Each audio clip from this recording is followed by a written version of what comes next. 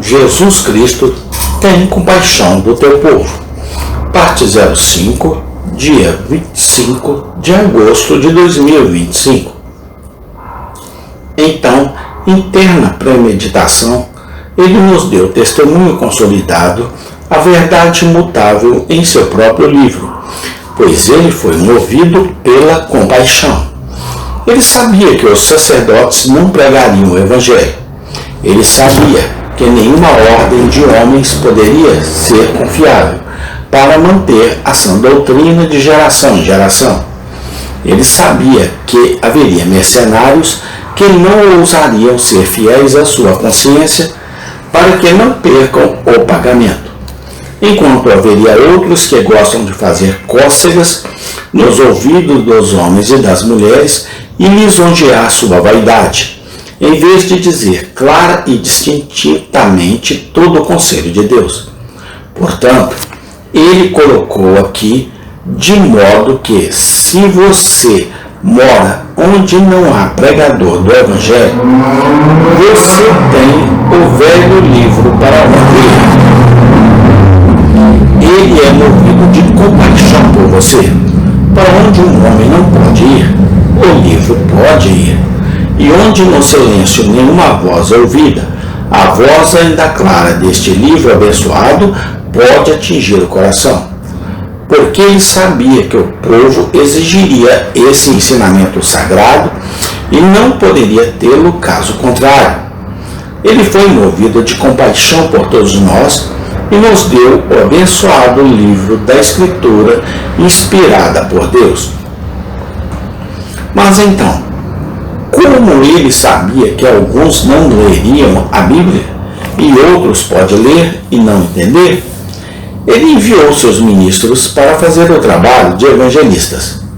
Ele levanta homens e mulheres e salva-os de grandes pecados, troféus da graça redentora, que sentem simpatia por seus semelhantes que estão se divertindo no pecado sem se importar com o perigo. Esses servos dele, o Senhor capacita a pregar sua verdade, alguns com mais, outros com menos habilidade do que outros. Ainda assim, graças a Deus, existem por todo este reino feliz e em outras terras favorecidas, homens e mulheres em todos os lugares que, porque os pecadores não querem vir a Cristo por si mesmos, irá atrás deles e persuadi-los, pleitear com eles e instá-los a acreditar e se voltar para o Senhor. Isso vem de a terna gentileza de Cristo. Ele foi movido pela compaixão e, portanto, ele enviou seus servos para chamar os pecadores ao arrependimento. Mas como o ministro, embora chame como quiser, não trará almas a Cristo de si mesmo. O Senhor Jesus, movido de compaixão, enviou o seu Espírito. O Espírito Santo está aqui. Não temos que dizer, vem Espírito Santo, pomba celestial. Ele está aqui. Ele habita em sua igreja e se move sobre a congregação. E ele toca o coração dos homens e mulheres e sutilmente os inclina a acreditar em Cristo. Isso é uma grande misericórdia quando um príncipe prepara um banquete e dá um convite. Isso é tudo que você pode esperar que ele faça.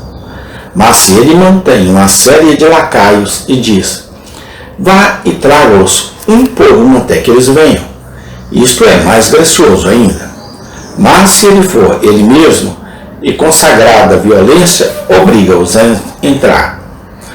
Isso é mais do que poderíamos ter pensado que ele teria feito. Mas ele é movido pela compaixão e ele faz isso.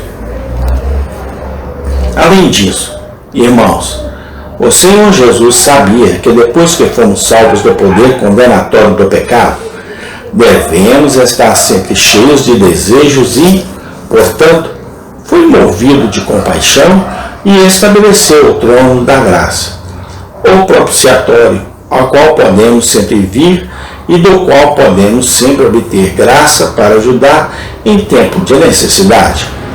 ajudados por seu Espírito, podemos trazer as petições e faremos, e elas serão ouvidas. E então, desde que ele sabia, não podíamos orar como devíamos. Ele foi movido de compaixão quando enviou o Espírito Santo para socorrer nossas enfermidades, para nos ensinar a orar. Agora, eu não sabia uma única enfermidade que eu tenha ou que você tenha, meu cristão irmão. Mas o que Cristo Jesus compadeceu disso e providenciou isso. Ele não deixou um único ponto fraco do qual nós temos que dizer: lá vou falhar, porque ele não vai ajudar lá. Mas ele olhou-nos repetidamente da cabeça aos pés e disse: você terá uma enfermidade ali, eu a suprirei. Você terá uma fraqueza aí, eu vou prover para isso. E como suas promessas atendem a todos os casos. Você já entrou em um canto onde não havia uma promessa no canto também? Você jamais passaria por um rio, mas havia uma promessa sobre ele estar no rio com você? Você já esteve doente sem uma promessa como esta? Farei a tua cama na tua doença. No meio da pestilência você encontrou uma promessa de que ele te cobrirá com suas penas, e sobre suas asas confiará. A grande compaixão do Senhor atendeu às necessidades de todos os seus servos até o fim. Se nossos filhos precisarem de muita paciência, seja exercida para com eles, como Cristo precisa exercer para com nós. Tenho certeza de que nenhum de nós seria capaz de sustentar a casa. Eles têm suas enfermidades e muitas vezes nos irritam e entristecem. Pode ser, mas devemos ter muita compaixão pelas enfermidades de nossos filhos. Sim, e de nossos irmãos, irmãs e vizinhos. Pois que compaixão tem o Senhor conosco? Eu acredito que ninguém além de Deus poderia suportar tais filhos inconvenientes como nós mesmos somos. Ele vê nossas falhas. Você sabe quando nós não os vemos? E ele sabe quais são essas falhas mais profundamente do que nós. Ainda assim, ele nunca bate com raiva. Ele não nos corta, mas ele continua a nos mostrar misericórdias abundantes. Que Salvador guardião é o Senhor Jesus Cristo para nós! E como devemos abençoar o seu nome em tudo e quantas vezes! E como o seu louvor deve estar continuamente em nossa boca. Amém. Tem continuação. Obrigado, Senhor Jesus Cristo, por tudo. Amém e amém.